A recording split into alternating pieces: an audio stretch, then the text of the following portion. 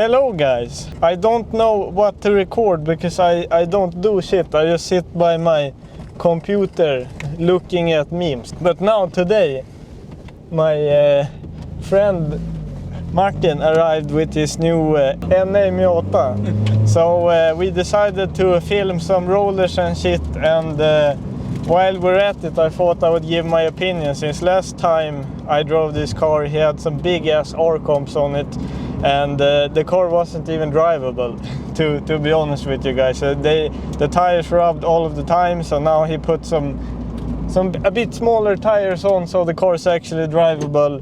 So I thought we should give it a quick review. The Americans call it a cheap shitbox, but now it's an expensive shitbox. Now it's very slow, and I feel kinda gay.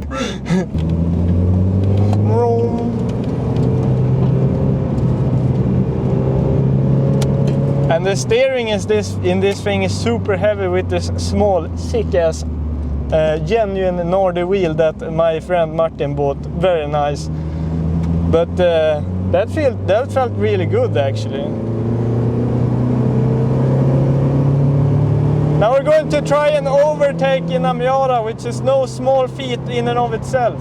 But yeah, I don't think I'll be able to give you much of a review in this.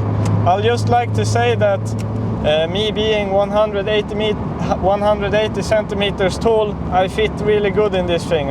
Low key, I'd say this has a bit more space than the S2000, maybe the same. It just feels a bit more since this has the hard top on it, and you have such a huge shelf back here, and the cabin itself is much more open. Like, you don't feel as crammed in an NA. So to be fair, I think this is just a little bit smaller. Maybe just like the width of the car isn't as wide as the S2000, but with this cabin design feeling a bit more open, at least when you're in it, it feels like it's bigger than the S2000. And with me, kind of normal Scandinavian length, this works really good. I'd daily these boys. If I were to describe the car after taking like 2 turns in it and doing some the engine feels kind of like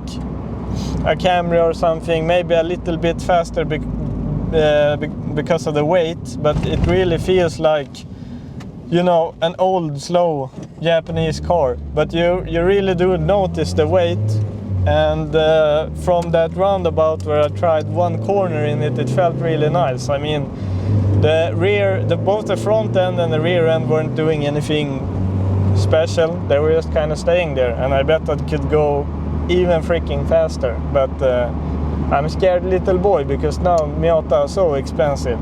Very light, well-handling Camry that's also very small, so maybe not like a Camry at all. Like when I had my Honda Accord, I could push it to the limits everywhere I drove, and I wasn't even really breaking the speed limit. And that's an old saying, but there's something about it. If I go very fast in my S2000, which is not that much faster than this, to be honest with you guys, I can go too fast. You know, I get scared.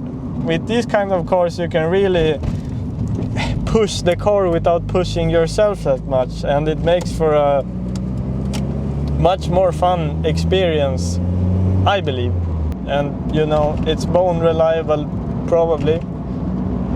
Do your maintenance, kids. The same kind of ordeal that I have with my S2000. It's maybe not the coolest engine ever. It's kind of sick though that it revs to 9k, but it's kind of slow, to be honest with you guys. I mean, it's pretty heavy. 240 horsepower by today's standard isn't a lot, but it's a reliable, nice engine which I can kind of push every day. But this thing, you can find an NA Miata for like one quarter the price of an S2000, and to be honest with you all, you'd probably have more fun than this if you were that kind of person that would be really careful with the S2000, because it costs a lot of money. And there's something to be said about that. We have so many expensive cars and parts in our hobby that just enjoying an old piece of shit like this can be really nice.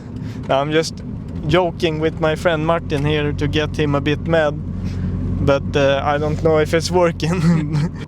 Pop-up headlights also. This is the one thing that actually makes this a better car than the S2000. Man, so many Miata guys are going to be mad about that saying. But the pop-up headlights, number one, my dude. But I'll stop shitting on the car and I'll talk with you guys when I've got the GoPro out and actually tried out driving the car for real, because now I'm in dead stop traffic right here and not having too much fun. This guy behind me looking at me super weird. Maybe he thinks we are gay or something, I don't know. I think, you know, we homosexual, Martin. Maybe he want to race this fucking machine. This is one of the bad parts about having a Miata as well. You look kinda sus. But yeah, I'll see you guys in a bit.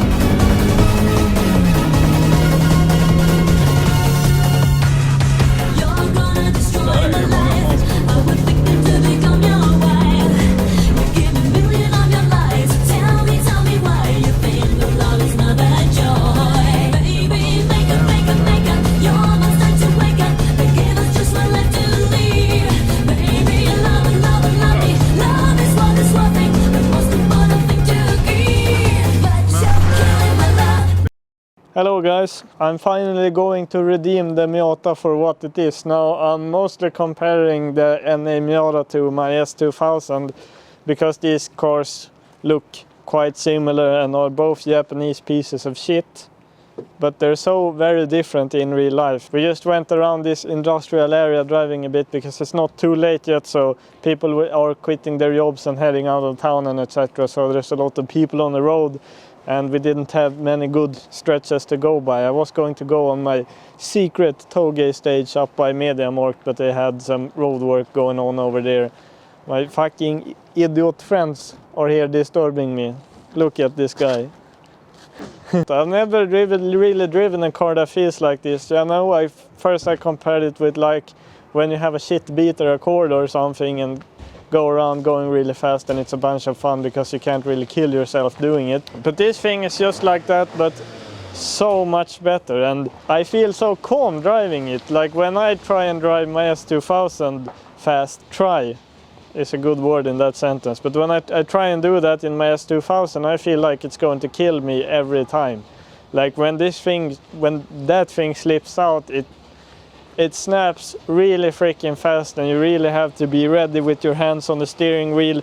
This thing, when we went on the dry pavement here, not really that fast though, it just felt so insanely planted. And even when we got a bit of slippage, especially just down here a bit where we have some gravel and shit on the road, it's just so calm. You just take off some gas and it wants to return. This thing doesn't have power steering, and I usually hate driving cars without power steering because I feel like if you get in a slide it's so much harder to save. But in this thing it was actually, I don't know, it felt kind of weird. It was quite chill, especially compared to that car, because it feels crazy. The only thing really that I noticed was coming out of corners, I didn't give it enough gas to go because it's quite low horsepower, so I need to maintain more speed throughout the curves, and you can do that with these things. I don't know, Falcon CX 310 or something.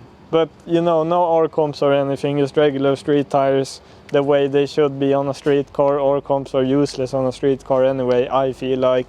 But I don't know, it's just too good. If I wanted to learn track driving and maybe go for some track days or whatever, since I'm really new at this, I can't really drive cars fast. I'd much rather take an NA MX-5 or NA Miata than a S2000. That might have to do with me driving really slow, but that was the impression I got anyway. Everything feels so very balanced. It just feels really freaking good.